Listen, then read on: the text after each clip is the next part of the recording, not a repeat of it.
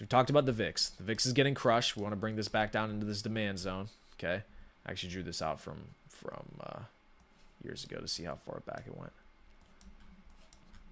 So here's where we're at on the VIX. We want to see this vol get crushed. Okay. So here is this low period. Okay. We've had higher volatility than usual.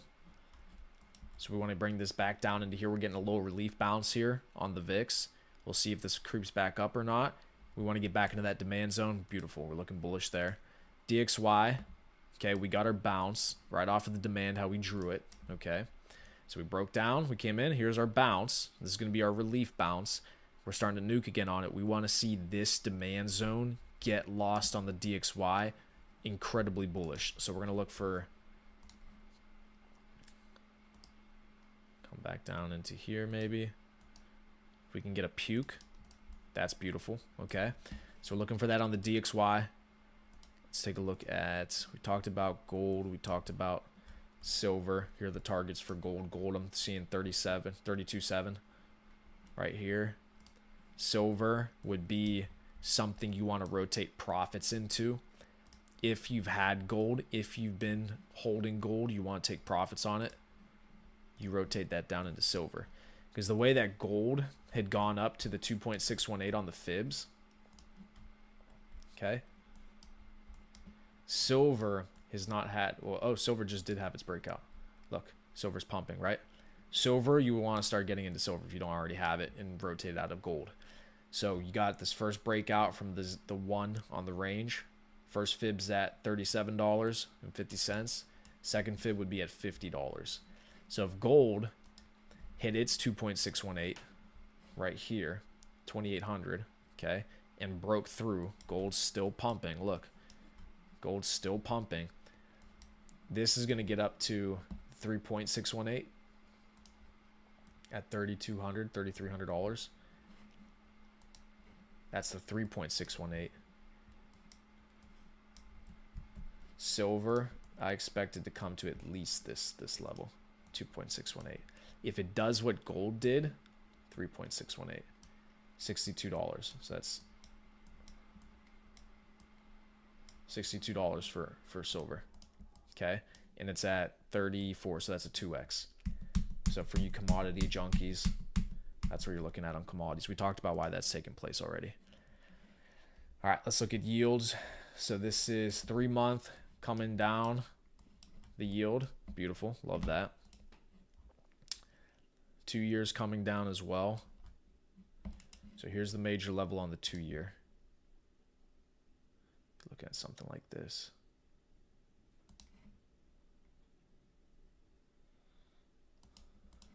Very small demand zone.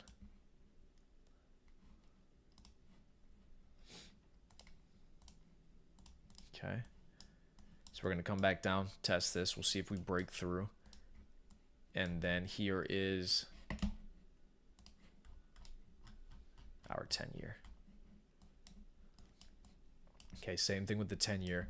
We're getting this relief bounce off the demand. We don't want to see this reclaim this area. Okay.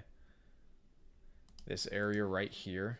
See, you see the price interaction. So we rejected here, came down, broke through it with this big candle, came back into it, bounced, came back into it, then we lost it. So we want this to remain our resistance, to be our supply overhead, suppress the price and bring it back down into this demand zone. That's what we're going to be looking at on the 10-year yield. All right. So we don't want to lose that. That's looking good. Okay. Outside of that, we're looking good. So let's see here.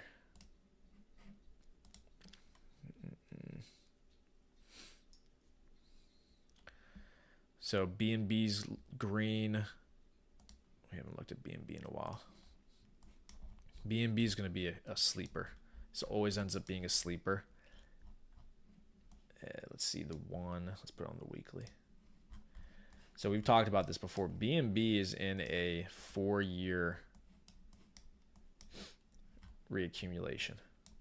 Okay, in this massive range right here. When BNB breaks out and rips, you're going to wish you had exposure to this. I've been accumulating some BNB. So you see how crime takes place on this chart. So since April of 21, last bull run, okay, we created this massive reaccumulation range over the last 4 years. And BNB has essentially just been reaccumulating right here for the past, year, right at the previous cycle all-time highs. When we get this next move up on the market, this is going to fly because it's been reaccumulating right here at its previous all-time highs.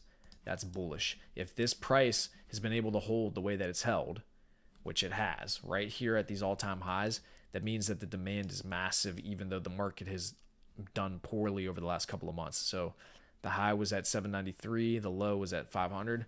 Yeah. So when BNB finally breaks out, 1,500. So what is that? Over a 2x on a major. That's huge. So I would expect at least that on BNB. Definitely going to get over $1,000. So that would be 1,500. Let's do this.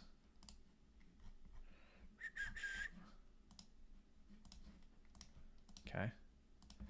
BNB looks good. Let's look at Sol. Okay.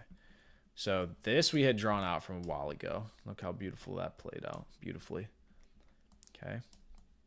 So here's your major demand right here on Solana. Came back down. We tagged it. We're bouncing. We want to see this hold. Okay. If you lose this low right here on Sol at 79, that's completely cooked. So that would be the lowest I could see it come. We did not sweep this low though. So what price is that at? 110. So I could see Sol coming back down and sweeping this, right? Like this, kind of basing out right here and then coming back up. Okay. I would look out for that on Sol. I do think there's lower to come down because we did not sweep this piece of liquidity. Okay. 10, what is that? 110. So we could probably set another low on Sol, but we can't lose this one right here. Not 77. Yeah. If you lose this and this doesn't get held, this 110, you're coming into double digit Sol for sure. Okay. So I'd be careful there. So pay attention to that.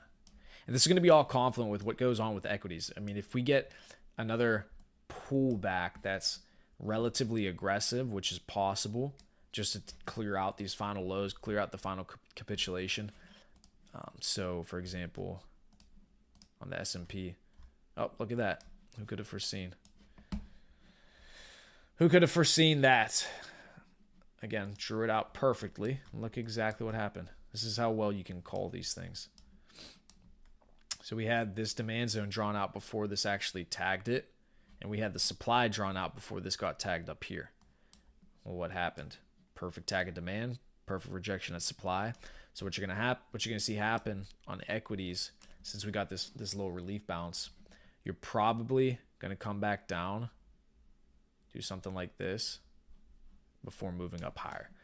So it's gonna be a couple of weeks, could take a month or two before you actually start get equities to go to new all-time highs. But when it takes place, that's whenever you're going to see everything else rip. So it's going to take a little bit of time, a little reaccumulation, nothing to worry about. But yeah, so that's how I see equities right now too. So you see this clear demand here between 55 and 5,400. And then there's clear overhead supply from like 58 to 5,700. So that's where we had this exact rejection. Once we reclaim this supply up here, that's when you want to turn giga bullish. I would stop reaccumulations because you should be doing that now. And then that's whenever we see that next leg up higher. Okay, but you got to reclaim this major supply zone right here. You saw it. Perfect tag, rejection. Okay. Beautiful. All right. Outside of that, gentlemen, we should be good to go. All right, so I'm going to go ahead and do a little Mr. Producer. Got all the hoes. Let me go back to live scene. Boom.